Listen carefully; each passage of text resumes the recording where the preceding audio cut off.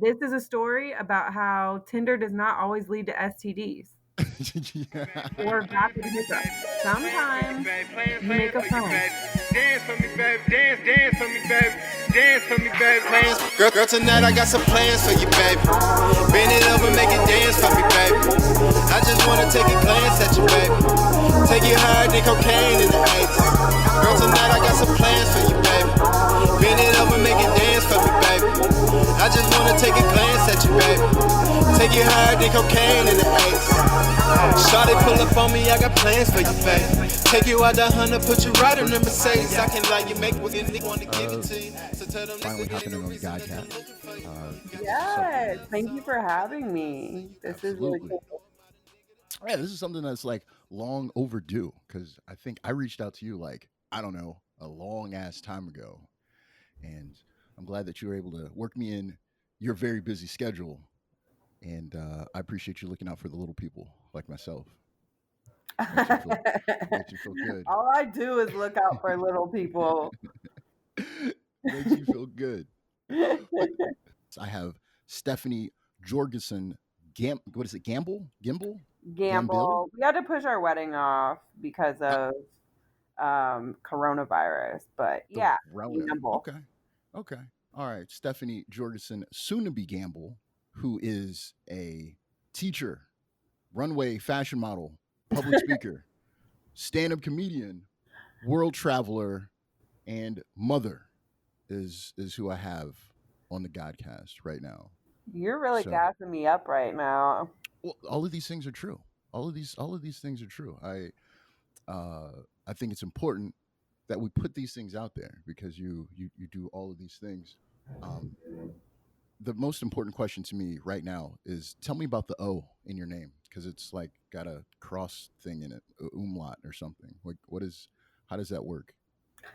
So, white people don't have culture, right? So like, but I'm very Swedish, I guess. Okay. I don't know. Like my family goes back to this like town in Fredrikstad, called Fredrikstad, and it's like on the border, right? So, Okay. My grandfather puts that line in his O, and I noticed that like some of my aunts also do. So Okay. it's just like my little reminder that like I have my own culture that I can go learn about, and I don't have to rip off other people's. Very, very cool. Very cool. I didn't know that you were Swedish, which is cool because if for anyone who's listening to the Godcast, that's actually how I met you. I met you at IKEA. And Oh. no, I'm just playing. I was really like, I don't have enough money to shop there, but I've been there once. Yeah. I was parking cars, like a temp job. So I just imagine myself in like my little orange vest, like meeting there. That was a temp job at IKEA? You were parking cars? So, like navigating traffic when they first opened, because when IKEA opens, it's an event. So it was actually pretty bizarre. They like brought up all these people in like a halfway house or something to come work from like Kentucky or something. Wow. I don't think it was very legal or ethical, but they paid me to do it too, and like it was pretty bizarre. It was like 10 million degrees, and it was the most miserable experience I've ever had. But yeah. So you got paid, and then they brought people from the halfway house who were exercising their 13th Amendment rights, and they were getting paid pennies on the hour. They did not get paid. They spun it like it was some kind of opportunity for them to get work experience. Wow. And like they're from the South, so I don't know what their laws are down there, or like, I didn't know that it's fucked up because I read Just Mercy. So interesting. And yeah, so it was weird. And then they didn't pay us for like 2 months, and that was the whole thing. Oh, and then you just like 2 months later, then you finally got your coin. my $5. But so do you ever like, look on your friends list and like wonder who are these people that are following you? All the time. Because I indiscriminately add people. I'm Mm-hmm. not somebody who like filters, which I get a lot of like hate for. Like my Yeah. friends are like, "Why is this even your friend?" And I'm like, Right. "Well, because like, especially in college and when I was younger, I would meet a lot of people, and I didn't always like remember meeting them, or like based on their profile pictures, I wouldn't remember. And also, I think I just like wanted to have those numbers when I was younger, you know." That's fair. Yeah. Trying to get to that 5,000 cap, I think is what it Yeah, is for Facebook. yeah. Yeah, I have But no then idea. when like Trump was elected, all these like people popped out of the woodwork, like popping off on my statuses, and I was just like, how do I know you? Like, I don't Right. even I don't even know who you are. Why are we friends? I think that's so weird. Like you have people that you have never spoken to either in real life or even just like on like Facebook or whatever, but then you post something that they don't like and then they're like, ah, ah, ah, ah, ah, ah, ah." Yeah, yeah, because they just have to have like I don't know. I don't know what that is. Like, I feel like there was a time, or there are times where I feel the urge to like argue with people on Facebook, or I probably did it a lot when I was younger, but like now it's like dumb. Like you're never gonna change anybody's opinion by arguing with them on Facebook, you know? This is I've true. never walked away from a Facebook argument like, wow, my perspective really has changed. As you know, the Godcast, my whole point in doing this was to look at the people that were on my Facebook friends list or social media feeds who were following me, and I wanted to just interview them because who the hell are these people? Why are we following each other? And so I wanted to reach out and just interview random people that have been following me, some that I know, some that I don't know, and um, I'll, I'll let you kick the story off. How long have we been following each other? Do you have any idea? Probably like 5 years. Something like that. I actually looked and I You're forgot scared. now because I pulled it away. I think it goes back to uh like 20 20 like 16 or something. Like it goes back a little bit. Um but how did we meet? So, okay, what I thought, and this could be wrong, I thought that like somehow we connected on Tinder Uh-huh. and then went on a date. Yeah, that And is we it. went to like Old Town East, like cafe or something like that, or that like bar. That And then, yeah. yeah. That's what I thought was so funny. I was really excited about doing this interview because I was like, this is a person that I don't really know. But yes, anyone listening, Stephanie and I met up. We matched on Tinder. We went on one date, and then uh, didn't you go to like another country or something? Yeah, I went to Argentina, but I didn't go very long. I only went like 2 weeks.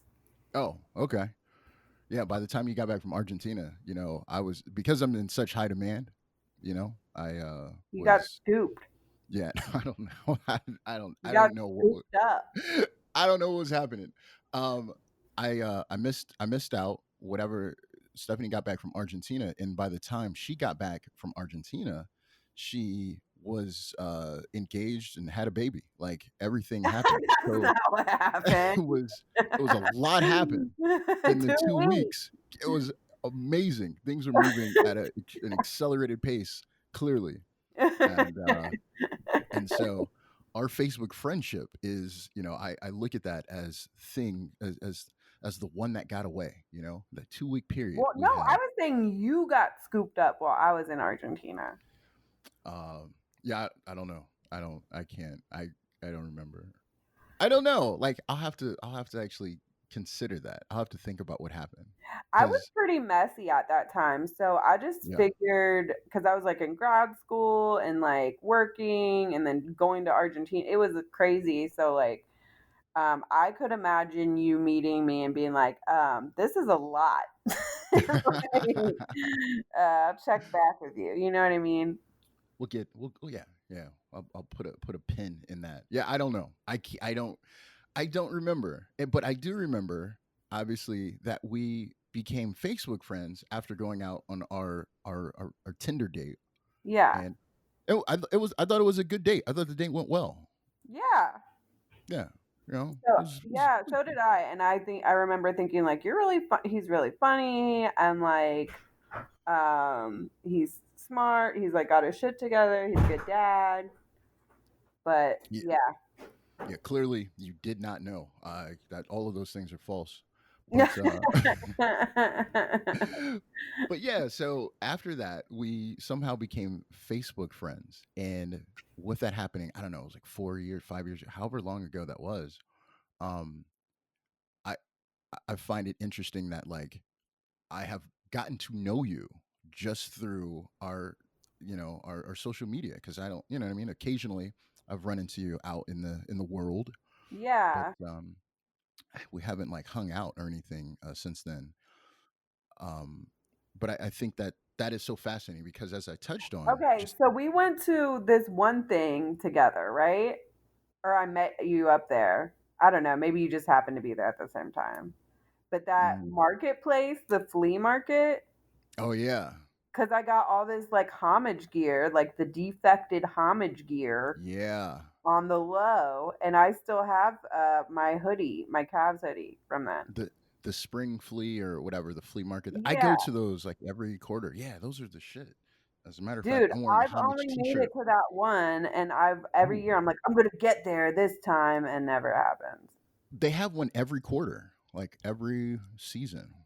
Well, I need They a message, like a reminder message, yeah, or like an invite yeah. or something. I'm wearing a T-shirt right now from one of those flea markets. It's a homage T-shirt. So Really? And yeah, homage I'll is there every time? just about just about. I'll kick you the link, the next one that they put up. I will send it to you. Yo, I fuck with markets. Love Yeah. it. But yeah, Anyway, you get a I'm homage. sorry. I like No, took a detour there. no. I mean, that's what this whole shit is about. But yeah, the homage shit, it's like $10. You get the hoodie for 15 or whatever, super cheap.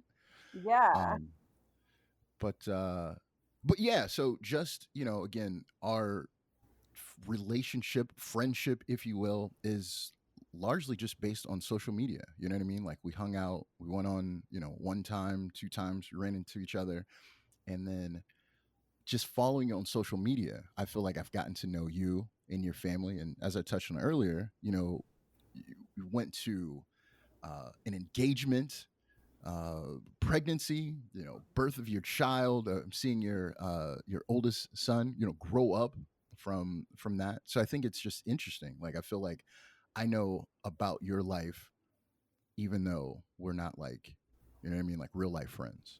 Isn't Yeah. that like? I think that shit is weird. How relationships, are digital now.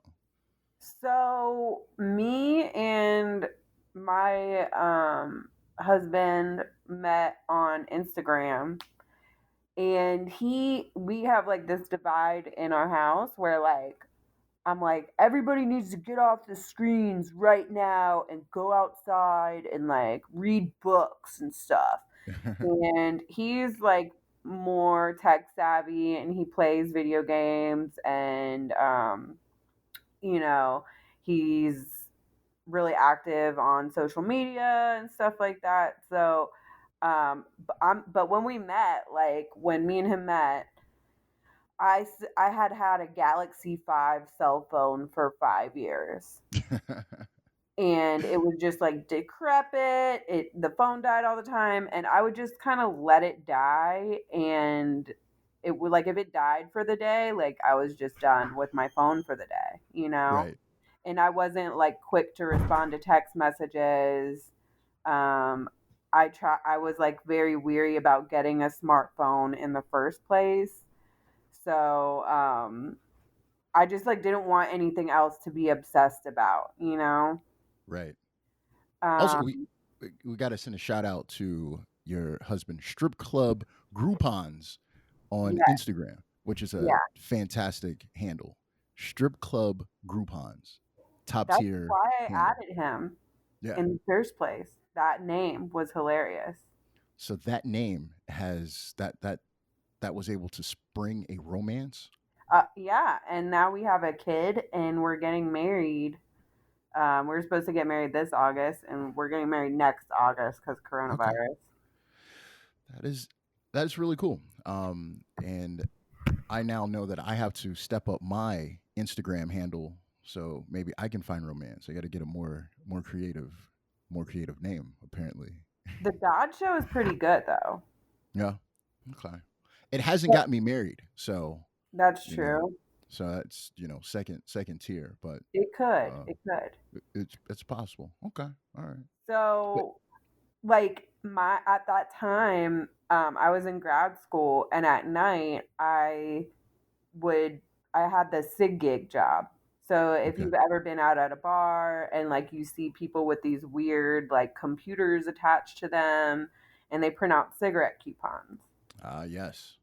So people like all these fratty, gross people would be like, "Do you have weed coupons?" And I was like, "No, I don't, because that's illegal. I like get the fuck away from me. Unless like like you're gonna help me be able to do my job. Like, please stop talking to me." Right. And then I saw Travis's handle, and I was like, "That is hilarious." Yeah. That is a good shit. So and then people would come up and ask me for weed coupons, and I had a comeback. So I'd be like, "Well, no, I got strip club coupons." Yes. And That's they would get so excited because I guess that's really a thing. There are coupons for strip clubs. Wait, really? I guess so. I don't know. Or like voucher. There's some kind of coupon. Okay. All right. Well, if your strip club is on Groupon and it's heavily discounted, I don't want to go to your establishment. I Yeah, don't. it sounds smelly. Yeah. Yeah. I don't want to. I don't want to visit that establishment. Or like, Um. could you imagine just like making it rain coupons at the fucking strip club? you know? Hell like yes. like instead Hell of like blowing a tray of Coke at a stripper, you like just blow all your little baby coupons all over her. 75 cents off. Yeah. Huh? You're gonna get those baked beans on the low, bitch. Wow. Okay. Well, like I love that. I've always contended like when I go to the strip club, it's not because I'm paying, to see a woman dance or anything like that. I consider it a form of philanthropy, and I'm not paying for a woman to dance on my lap. I'm actually purchasing a young person's breakfast cereal, and maybe Yeah. so like it makes me feel good about the whole So like, exchange. okay, if we're thinking about it like that, then Hmm. why can't I go to the strip club with like a box of Lucky Charms? You know what I'm saying? I mean, if there's some strip clubs apparently that accept coupons, I imagine there's probably a strip club that will allow one canned food item, non-perishable. They can't, like, they're just hurling fucking cans of chicken soup at a naked lady. bring your non-perishable items uh, down onto the foxhole. There's like a little cardboard box in front of the stage. Why not? You know, Why not? why not? Where are you from? Are you from Columbus originally? Unfortunately, yeah. Everyone Okay. who's like from here wants to leave pretty desperately, but that's just I had a kid, and I went to school, and I've wanted to be close to my family, and so yeah, I've just been here. I still want to Okay. move. I'd like to live somewhere else before I die, but I it's become a very cool place. Columbus is really cool. There's a lot of shit to do here. I like the Yeah. city. That's actually one Shout of the out things to that Mayor Coleman. He's really like blown up the spot. He made it like a cool place to be. Mayor Coleman did turn the city into, you know, a really cool spot for sure. So I guess like the city that started that trend of like developing the riverfronts was like El Paso, Texas. My dad was Okay. telling me. Interesting. But yeah, he did a good job. And then also, despite how annoying hipsters can be, they really made it a cool place to be. Yeah, I really love like doing the art, you know, especially when you see like the art districts, like, you know, Franklinton and just any of those spots that they try to develop and then they throw the artists down there and let them build it up. It's a fucking That's a different conversation as to why it's kind of whack. But they bring in an energy and makes everything, you know, pretty. And then of course then they fucking start charging, you know, Yeah, $2,000 for a efficiency or whatever. But that's too much. Yeah. they they So do. I did this like project on gentrification, Uh-huh. and what happens is like artists initiate it, Yeah. and then people come to see the artist, and then richer people want to develop it, right? And that's when it gets whack. That's when it's like the short north. Um, but like there's this small space where it's artists in these abandoned spaces that no one's really living in, and so it's not ethically so bad. But then it leads into people coming in. But I remember when 400 West Rich was just like a dilapidated factory. Yeah. Yeah. And they used to have these fucking rad parties down there. Um, and they were like putting up art in the area and beautifying the area. And me and one of my best friends, who like became my roommate for a few years, one of the first times we hung out, we like went to this party there, and it was like there were these weird carts everywhere from like the factory workers. There were like factory workers gloves on the floor. There was like a band on, like a live band. There were like hundreds of people there, and Giorgio was just like pushing me through this abandoned factory, like this Huh. weird party with all these art installations, like in a fucking construction worker cart, and it was Nice. so much fun. Yeah. I imagine that would be. Like that space is still like very like rugged, you know? But Yeah. it has like such a really cool aesthetic. Like whenever I go there, I usually like will go outside and I'm always just like kind of walking through like the parts that you're not supposed to be in. Like I've been back Yeah. in that. I have a friend who she likes to tag, and so like I've gone up and under and above all of that, you know, watching her tag shit. Is it Um, Birdie? no, Oh. nah, She's a dope muralist, that lady. I don't know, Birdie. Check her out. I She's will. like going to Australia and India, and she's Columbus based. Like we just saw her up at Easton painting Brio. Okay, But she's really good. I will have to check. Yeah, I'm not sure.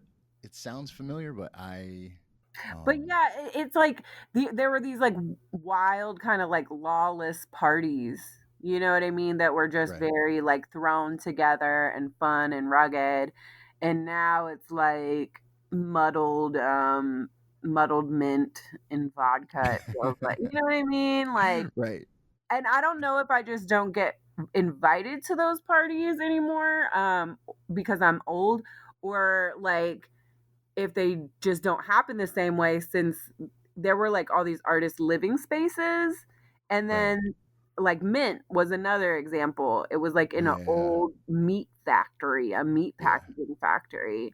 And my friend Liz Roberts, my friend Musa was really active there. There were like a lot of people who had spaces there, like art studios, and there were a few people who actually lived on the property, and that got shut down after that fire in, Yeah. I don't know where it was. It was like the Ghost Ship or something. All these really cool art living spaces that had like a culture you know, that was like unseen to me before, like got shut down. And I feel like my social life has dwindled since then because I don't really want to hang out in a bar. I'll hang out in a weird abandoned factory with like a little kid who lives in a trailer outside, but like I don't want to, you know, with a Count bunch me. of art and music. But a bar just it's just not the same, you know. I know. I feel that. I forgot about the ghost ship, man. I used to kick it in Mint. That was actually one of the things I wanted to to kind of talk about. I know that before you and I had officially met, I think we hung out in a lot of the same circles, which because I So know is that. that like the algorithm that like they're like, whoa, you guys like hang out in a lot of these places. Uh Maybe you'd be a good match on Tinder or I Facebook. I don't know. I know that you used to kick it at my guy Cario. He used to do the bugging out. Yeah, Um, yeah. So I used to like go see his shows and like yeah, sneak into bars when I was like 17. yeah. Oh, well, then it's probably good that I didn't meet you then. If you were going at 17, that would have been problematic. Yes. Yes. But Yeah. yeah, I used to because I used to go to the bugging out and I was just looking at Facebook and I was like, yo, we were at like a few of these events together and we had never like I don't remember like I know Actually that you spoken. yeah that was And interesting. that's I know the that beauty of social media, right? yeah, And like these weird apps, they absolutely. facilitate a connection that you're not making for years. Like, you know, I'm 30 now, so like Yeah. we were in these same spaces for years, but never Yeah. had an actual conversation until, you know. Yeah. Now that shit is I know that like Dominique Leroux, she Yeah. was there. Weren't you in one of her music videos? Yeah. Yeah. So that's one so I know just like through social media I know that you have like a super tight knit like girl crew, your girl gang or whatever. Yeah. Uh and what video was that in? I like I kind of, you know, as I'm, you know, having this conversation, I remember you guys were like in this music video. I'll have to you got to Um Dominique like just invited me out to like come hang out um in Linden, and they were just kind of like doing a party and bullshit type video, yeah. and she was just like, come on through, so I came. Me and my but like my so she had, I don't know if she still has it, but like she had a really tight knit girl gang Yeah. too. um I'm like, I kind of suck at making like long lasting female friends because I've been friends with a lot of the same people since I was like 12. Right. And that's one of like the beautiful things and shitty things about living in Columbus is that like, you know, hashtag no new friends. I'm just like, yeah, I can meet new people, we can hang out, but I don't always get as close to them as I might want to because I've always been in Columbus. Right. And I have like this kind of locked in group. Well, I think that's cool cuz I'm kind of the opposite. Like I have a tight knit group, but most of those guys are not in the city. So, and then like some of the guys that I was pretty tight with in the city, they all got married. They got their significant others, but I'm still the single guy. And you know their wives are like, "We don't want you hanging out with Terrence because he's Really? gonna get you into some shit," you know. And so That's lame.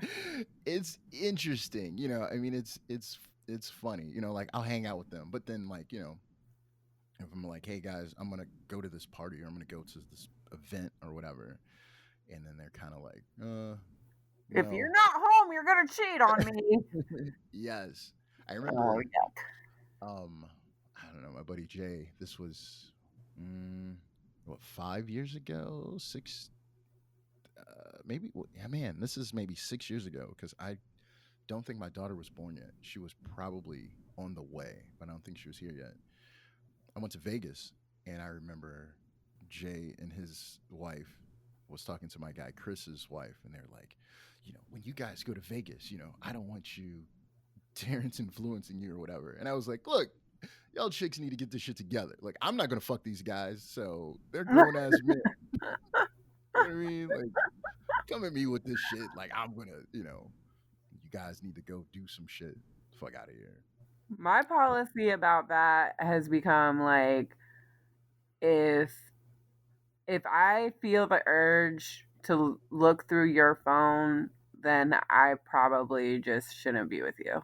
Like, and maybe that's unhealthy, but I'm just like, I'm just not going to do it, because there's always going to be something you can be mad about. But if you don't trust that person, you probably shouldn't be with them. I don't know. No, I agree 100%. That was this girl that I was most recently dating. There was some shit like that. I just kept getting questioned about everything, and I'm like, yo, like, either you believe me and trust me or you don't. Like, I'm not going to answer all of these questions like over and over and over again. Like, I was 100% in the game. I was faithful and all of that, but like, she just had this mistrust, and we spoke about it like since. She had been in some bad relationships before. Yeah, And I everyone was has. like, yeah, and so, but I had to, I was like, yo, your bad relationships shouldn't be my problem. You know what I mean? Like, I'm gonna Yeah, make my own mistakes, so like, judge me as such. But if I come back late and I forgot to text you because I was, bullshitting with my guys or whatever, and I didn't call you or whatever, don't immediately jump to I was laid up with some woman because the last guy cheated on you. Like, that's not what right. I'm here That's not for, fucking fair.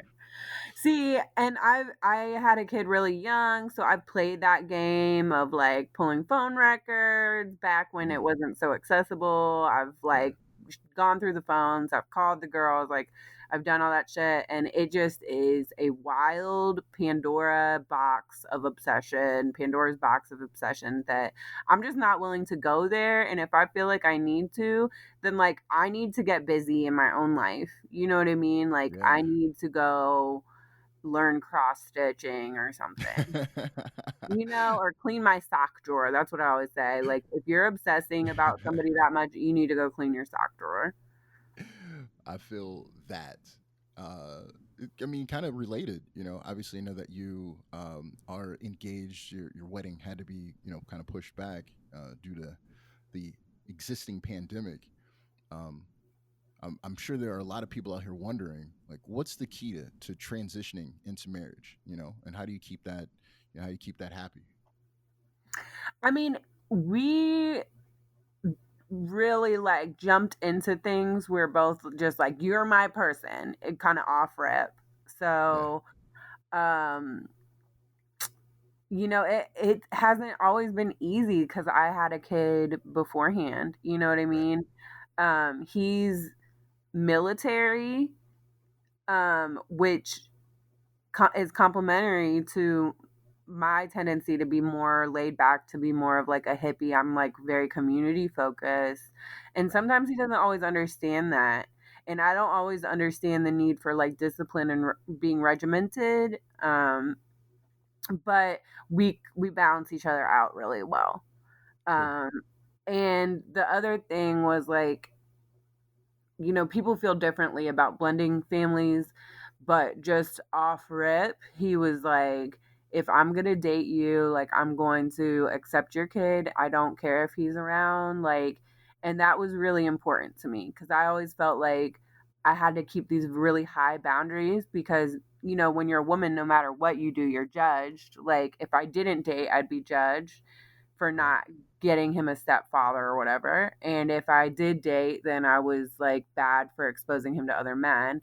So there's no right answer, right? Except to wait until marriage and like all that. And that wasn't my story.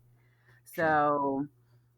So, um, but it was really powerful for him to just embrace my son off rip. That's cool. And like it hasn't been perfect. It hasn't been easy because I'm more laid back, and like Travis understands, like, as much as I want to be a feminist and be like, um, women can do everything by themselves. There were things about boys that I just didn't understand. I'm an only child too, and I grew up with a single mom, so I just didn't understand certain things. Right. But we laugh all the time. We're constantly laughing.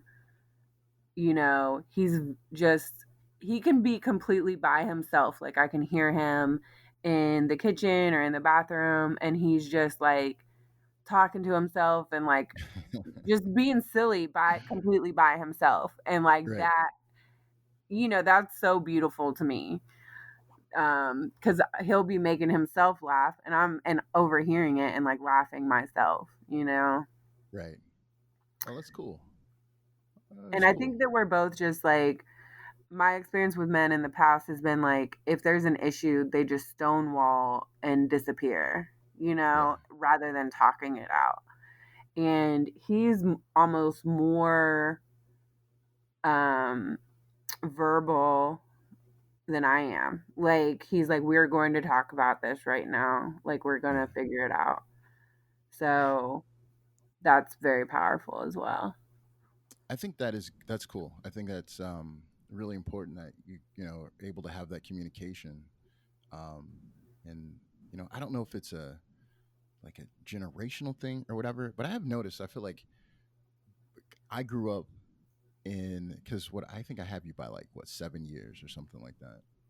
Um, Tupac, Biggie, Super Thug. Like we're as guys, we weren't like really interested in talking about like our feelings in that way. Like that was the Right. cool thing to do. And then like I, talk to guys that are just not even that much younger, but like 5, 6, 7 years younger, and they are more readily to discuss some of those things. I don't know if it's because you know instead of listening to Tupac and Biggie, they're listening to Drake and Kanye. You know what I mean? Like, I don't know if that is Yeah. all socially acceptable in this, in a different way, but I think it's cool.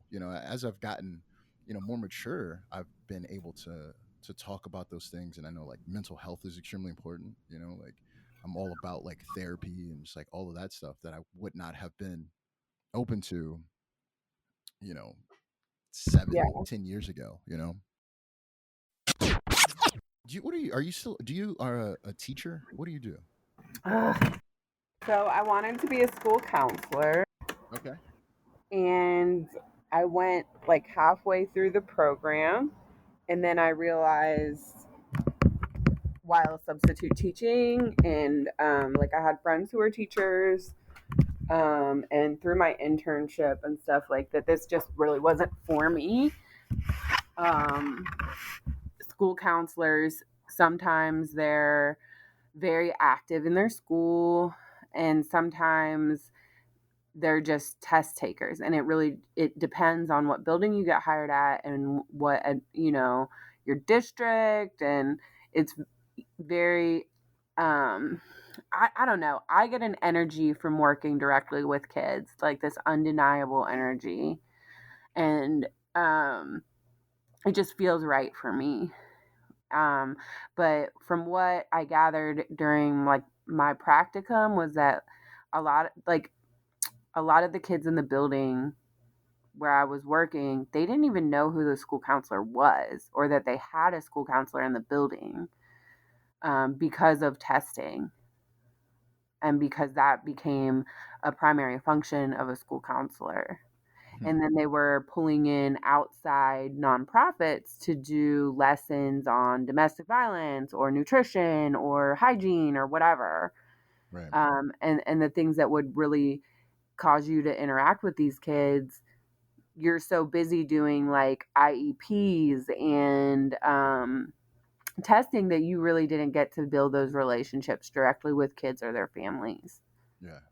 Those programs and those people are extremely important. I know my guidance counselor like was completely absent, and if you don't have um just depending on like that, as you said, that like the school district and stuff, if you're growing up in an area where you don't have the family to kind of guide you to college or to counseling or to any of those things, you want to probably lean on the person that's in the school. And if that person in the school is not there in those spaces, then you have kids that are just maybe graduating, maybe not. But if they do graduate, there's like, what's the next step?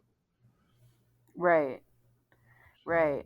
So I don't know. I kind of became enthused about it, and I was working full time doing like my cigarette job or like 30 hours a week, and then I had an internship 20 hours a week, and I was going to school out in Dublin, which is far from where I live, 12 hours a week and in the evenings. And it was just like insane. And Sure. I started and then on top of that I had a kid. I was a single mom at the time. So I just started kind of dropping plates.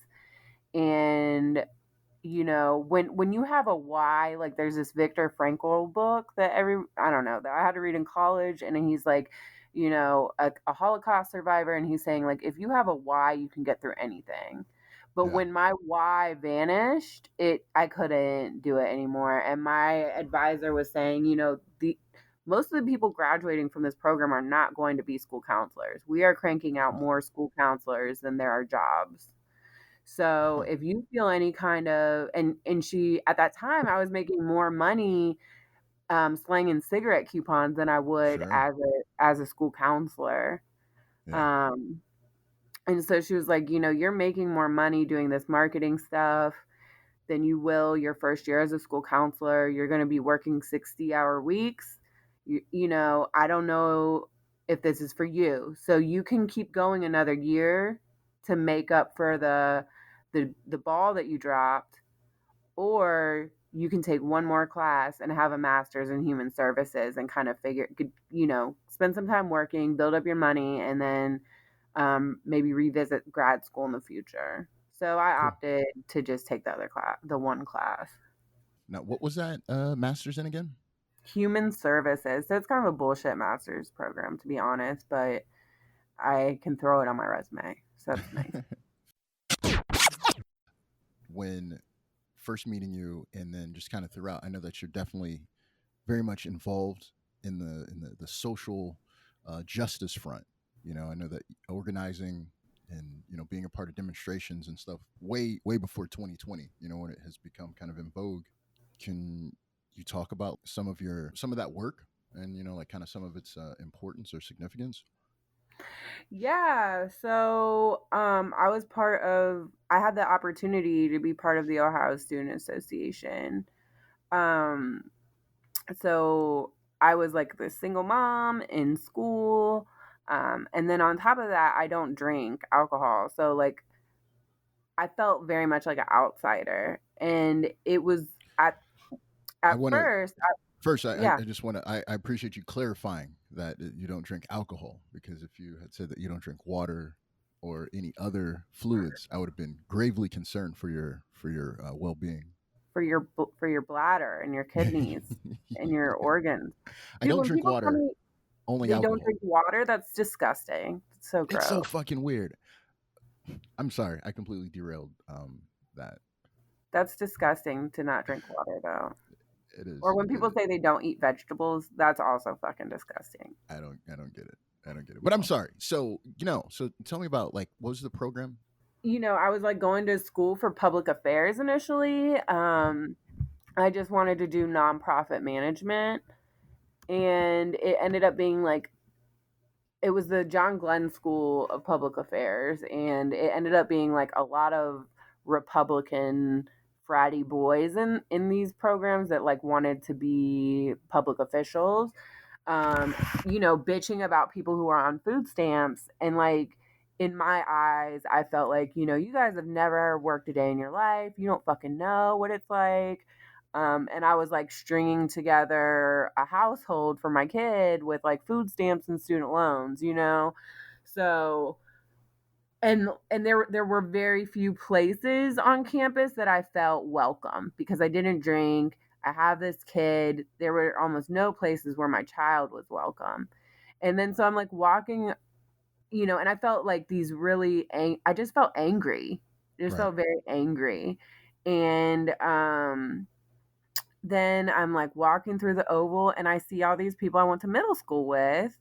I went to Ridgeview Middle School, go Raiders. And I saw these people I went to middle school with, and they're like protesting student debt or something like that on the oval. And they're like banging bongos. And I really like chanting.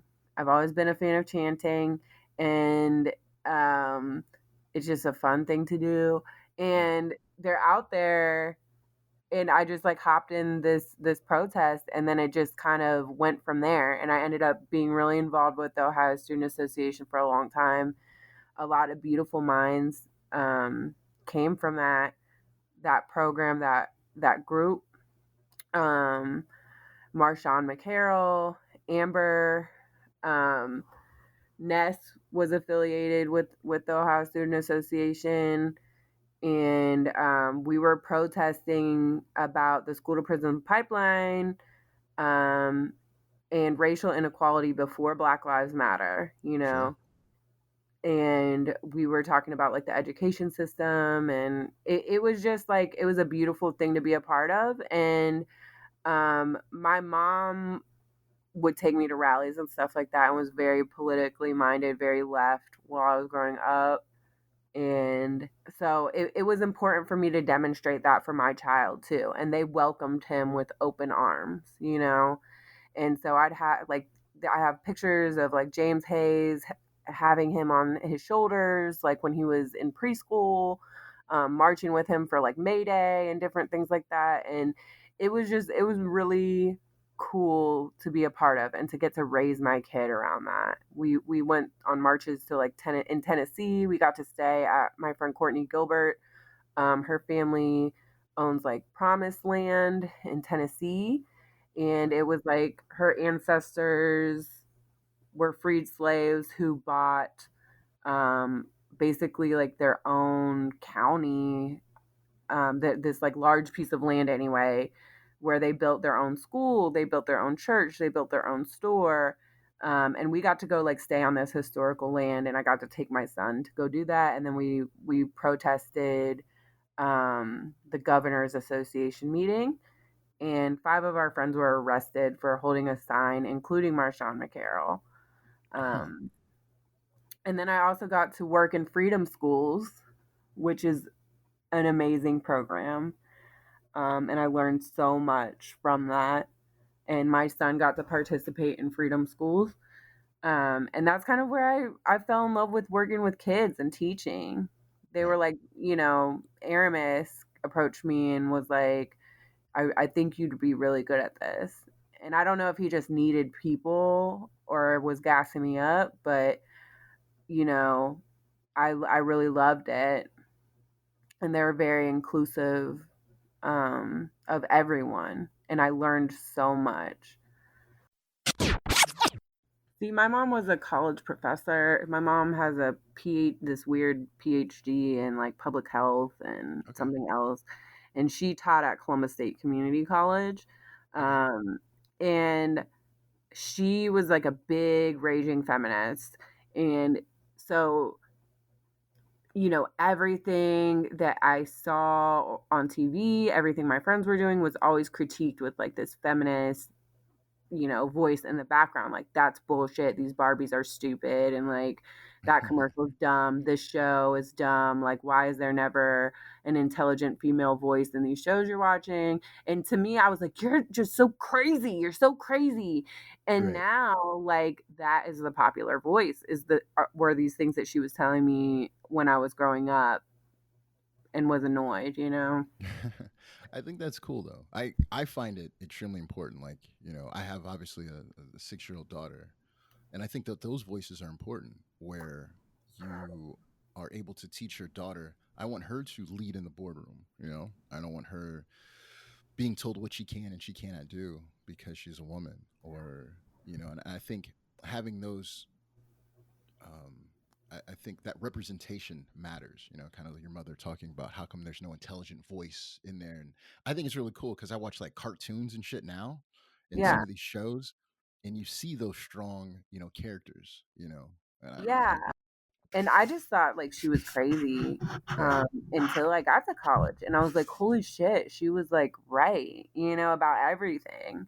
Yeah. And she it wasn't just about feminism, it was about racial justice, it was about like everything, like people living, she was always that like politically annoying correct voice in the background. And then when it took me getting to college and being part of the OSA for me to realize like she was right about all of this stuff.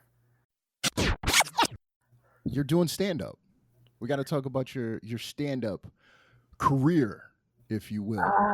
So I've like been dabbling my toes in stand up for a few years with Wonder Doug. And Wonder Doug's such like a force in our community. I just adore him. But he like is really good at being inclusive and pulling people on stage. So I think conversationally I can be funny, and I'm good at talking. Like I can be very loud or like high energy. And he was like, I want to get you on stage. I want to get you on stage. And so I started coming out to these little spaces he would create. He did like a truth dare comedy thing that was super fun and like sex positive and body positive. And so I would go out there, and like it's hard to be afraid to do stand-up comedy when there's like a woman doing burlesque right before you go up. Right. You know what I mean? Like she's fucking naked. Like so I can get up here and try. Or you'd see other people get up and like totally bomb, and you're like, you know what? I think my story about the cat or whatever would work here. And so it gave me room to kind of try stuff out, because I'm an only child, and like I think I said that earlier, but like one of the defects of only children is if we try something once and we're not perfect at it, we like are not going to try it again. Yeah. I did stand up most recently when I was 9 months pregnant. Mm-hmm.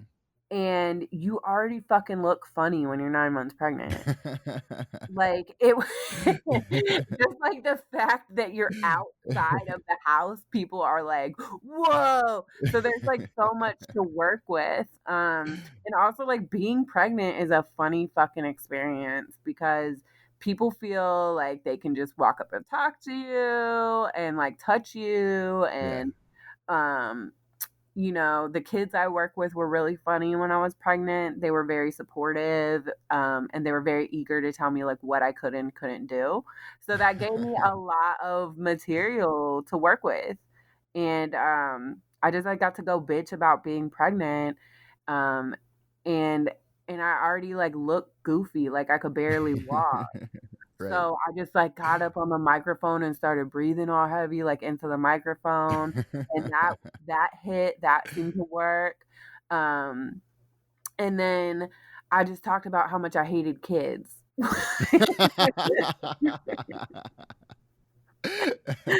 And which is funny because I'm a teacher and I'm pregnant, right? So like that, and to hear a pregnant woman jump on a stage, like a very pregnant woman jump on stage and say, I don't fucking like kids, like hashtag 2020 fuck them kids, is funny. It works. And at that time, it was very hard. It was not easy to work in the school that I work at when I was that pregnant. Because it was just a lot. And I didn't have, because I had just started this position, I didn't have like FMLA to take off once I was like stupid pregnant and uncomfortable.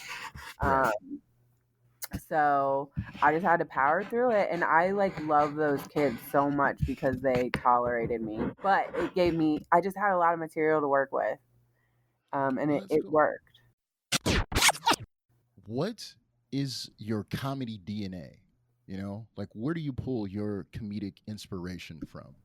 The first thing that came to mind is that like if you've been through some shit, if you've been through some trauma like in your life, most people divert to comedy, right? Yeah.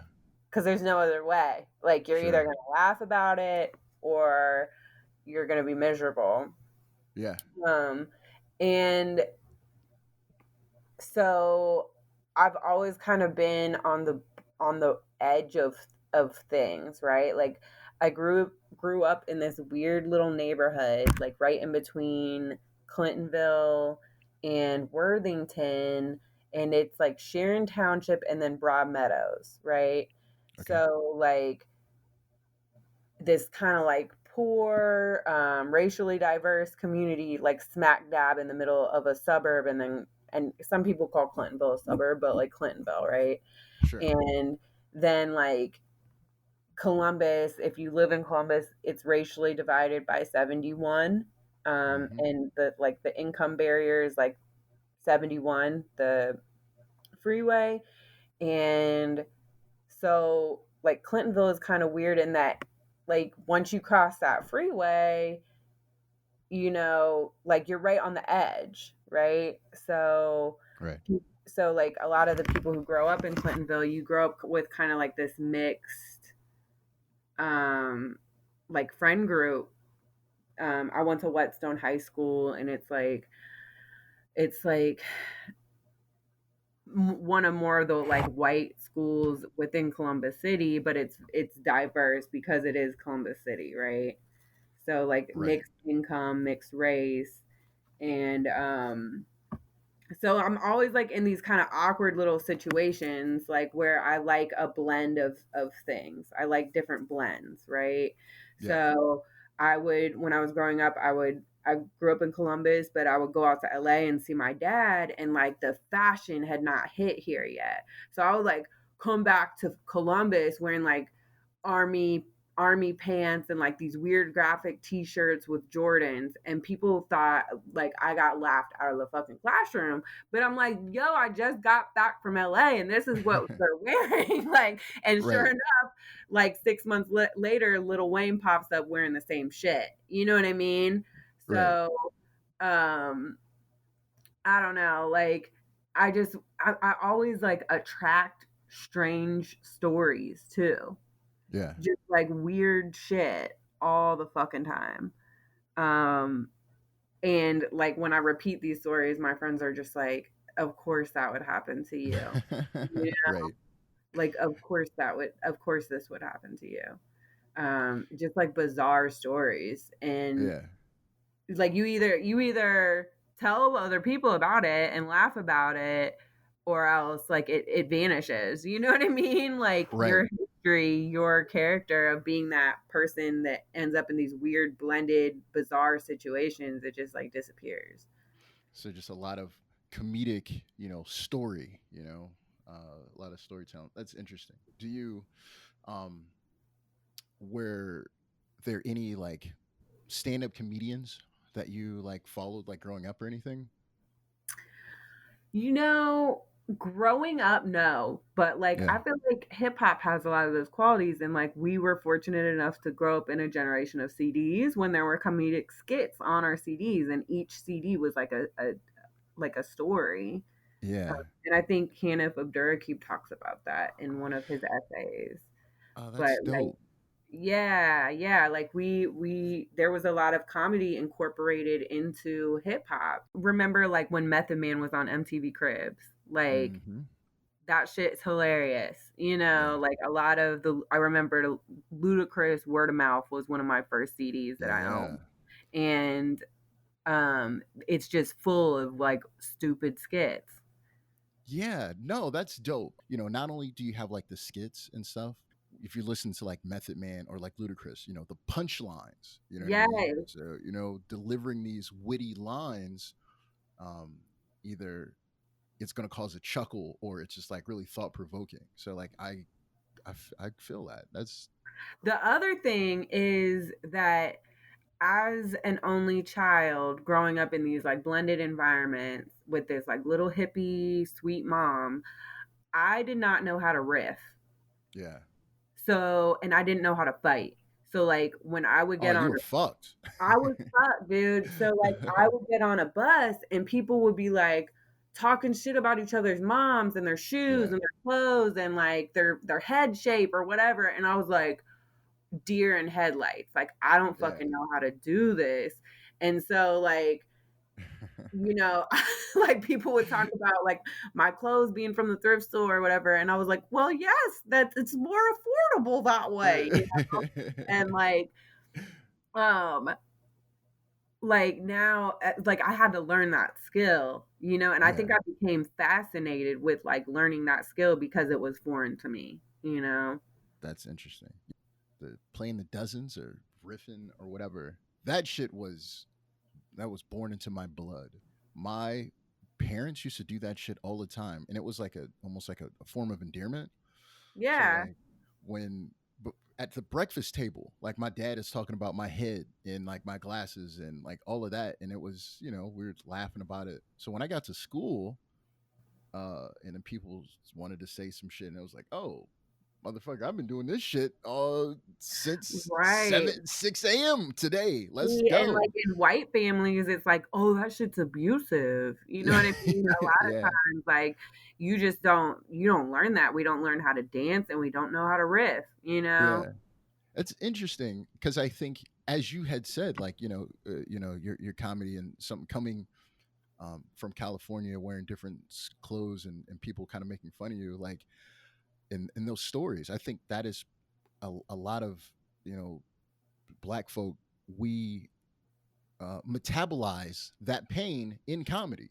You Right, know, so like if you're fucking poor and your shoes are fucked up, like then that's the joke. Yeah, my shoes are fucked up, but your mom, her upper lip is fucked up. Just right, whatever the fuck it may be.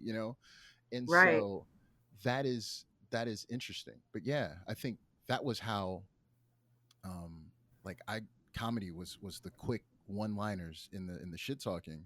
And see, And like, because my husband's black, like he has siblings, you know. yeah, So he'll like talk shit to my son, yeah, and he doesn't all because he's the only child. Like he grew up with me, and I'm kind of like no holds bar or whatever. But at this point in my life, but he like my son will get like his feelings hurt yeah, quick. So it's like, but I would rather have him get his feelings hurt here and understand how to riff and how to fucking yeah, stand up for yourself through comedy than to like just get shit on and bullied, in the real yeah. world. Because even no matter what school you're at, it's a skill you need. And even in the workplace, it's a skill you need. Yeah, you absolutely have to learn how to deal with it. You know what I mean? Like you can't just respond by getting mad, like, oh, I'm going to punch you in the face or whatever. But, Right. being able to, roll to the side and either, throw your counter punch verbally or, at the very least learning how to, receive some of those things. Cause definitely in the corporate workplace, if they see that they have a target, then they'll just fucking kill you. They will Yeah. ruin your life. Yeah. Yeah.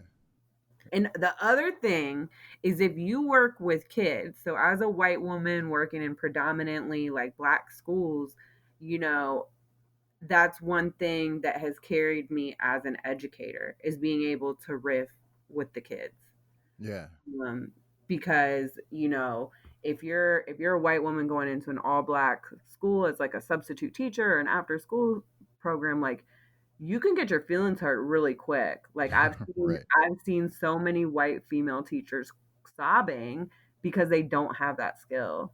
And Yeah. the kids will just like tear them up. So like, I have like second graders who like talk shit about my shoes, and then I'm like and I now because I have that skill, I'm able to be like, well, you have food all over your face, and Right. your your shirt doesn't fit or whatever. and Right. then we're friends, Yeah. because It's I so weird. understand how to do that. Yeah, that's so weird. Like that is how, I don't know. That's a form of affection Yeah, and yeah. stuff. For But sure, for sure. yeah. It's yeah. And I think learning to think about and it kind of pulls back to like hip hop and education, like learning that these things aren't skills. They are skills. They're not like to be suppressed. Like, Yeah. I don't think that hip hop culture is something or comedy is something to be suppressed. Like it is a form of intelligence. You know what I Oh, mean? absolutely. Absolutely. Um Absolutely. so, and like learning to incorporate that into like our office spaces, our social spaces, like our educational spaces. You Yeah. know, learning to embrace those things is really important. And I think that's part of what I got from freedom schools too. Um, and the OSA was that, like, you know, I can talk however the fuck I want, or like I can talk in an office space or to kids I'm teaching the way I speak to my friends. And it doesn't make me dumb or unprofessional, you know? Yeah. That kind of reminds me of two things you were talking about. You're performing on stage, and then, as you said, like working in that environment of kids. A real uh, fantastic local improviser, John Kuhn, he told me artists know that they can say or do whatever they want on stage, but rarely do they do that. And it's just something so simple. And I think that that applies inside the classroom, right? Like you can teach or you can relate to these kids however you want, but rarely do you do that. It's like, I'm going to That's an stay corporate. interesting quote, and it makes me think about. So I just finished a Takashi 69 podcast, Uh-huh. which was fascinating, and it really made me see him in a different light. And it also makes me think about, like, we have the Kanye debate in our house a lot.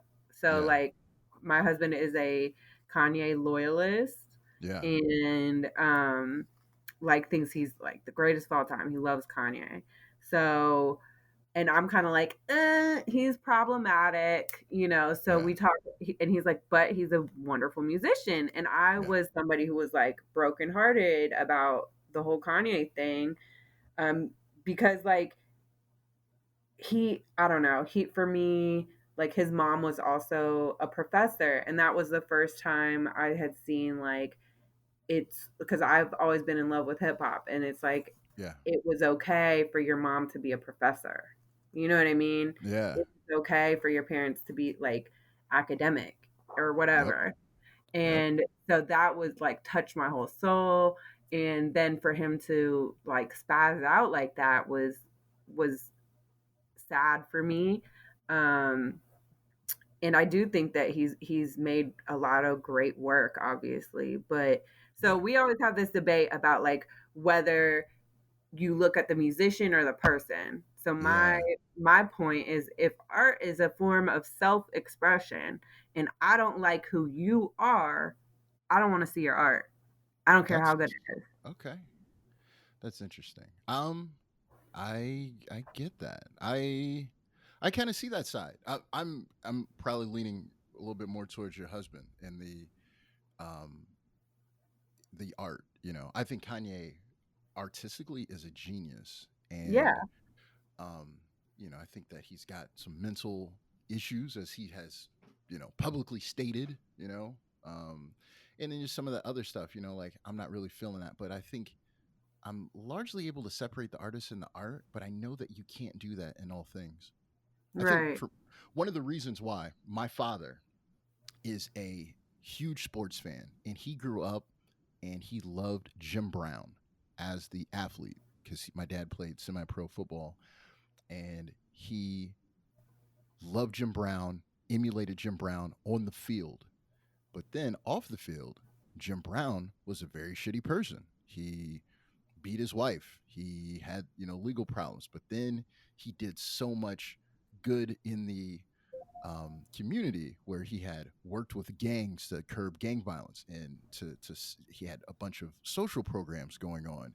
He brought a whole bunch of other athletes to the table to fight a bunch of social injustices and civil rights stuff. And um, like he people are so much of a mixed bag, you know? Like, can't throw all of the good that they've done out the window because they've done something bad.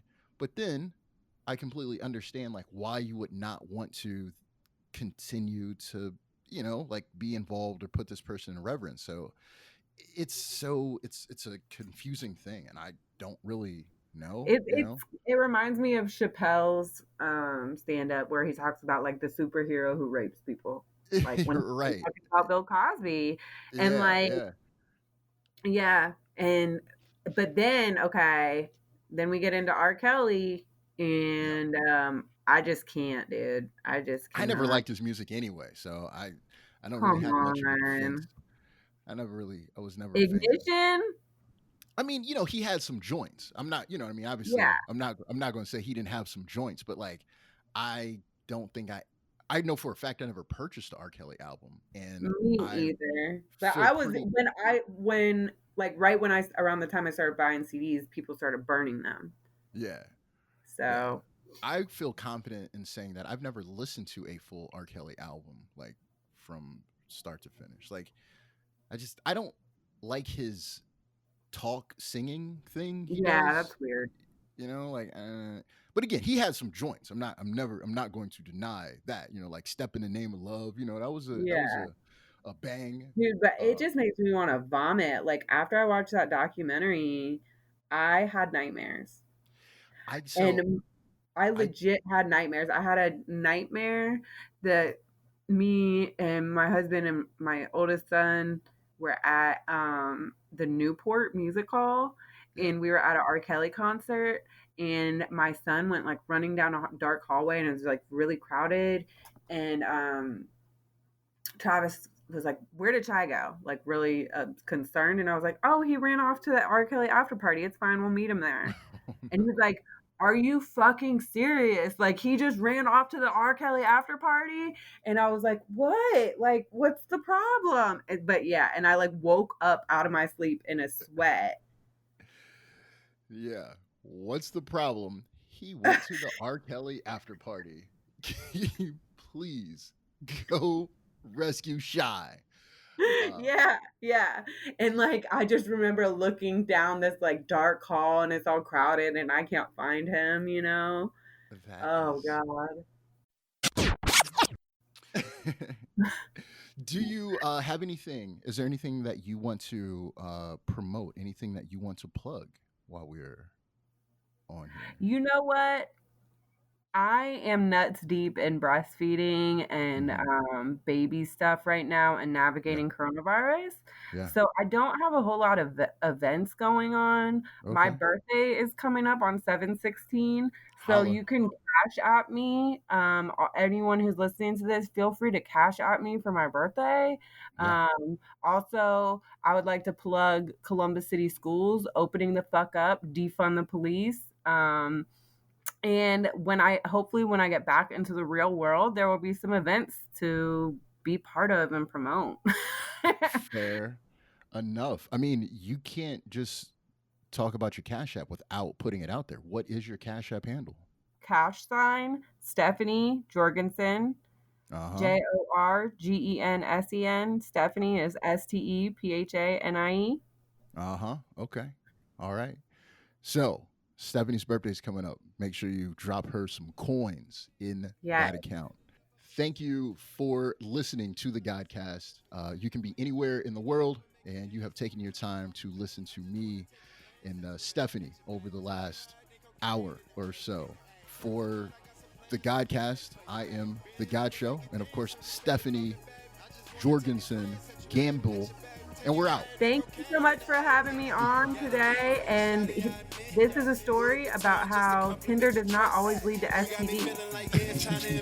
Or got the hookup. Sometimes you make a friend, even if it's an online friend. Just wanna watch you flex, I know you a catch, baby. Royalty respect is all of that ask, baby. Now we on the list and nothing but bliss, baby. Do your body well, weed it up like an oxtail. When resort sipping cocktails, make the box swell. Know you get excited when I do you how you like it. We be on our level like we smoking that exotic. Girl, tonight I got some plans for you, babe, for you, babe. Bend it over, make it dance for me, babe, for me, babe. I just wanna take a glance at you, babe, Take you higher than cocaine in the A, Girl, tonight I got some plans for you, babe, for you, babe. Bend it over, make it dance for me, babe, for me, babe. I just wanna take a glance at you, babe, Take you higher than cocaine in the A, Plans for you, babe, plans for you, babe. Plans for you, babe, plans for you, babe. Dance for me, babe, dance.